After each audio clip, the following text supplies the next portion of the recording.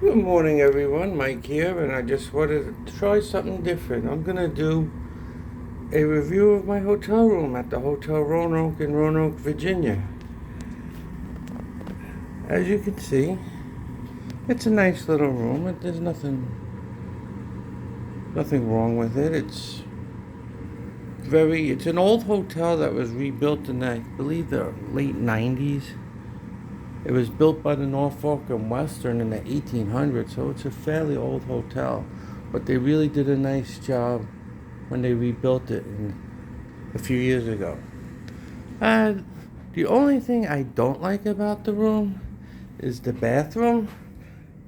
When the doors open, it blocks the sink. But like I said, it's an old hotel, so I'm sure they didn't think about it back then. But everything is nice. The only thing is, too, the room's a bit pricey. But like me, if you like trains and you look out the window, you got a nice view of the railroad tracks. Would I stay here again? Absolutely. But like I said, the room's about $200 a night, so it is a little bit pricey. And if you have a car, they charge you like $20 to park. I don't have a car. I came in by train yesterday. So as you can see there's the train station. I'm getting my rental car later. They're going to give me a shuttle to the airport to get my rental car.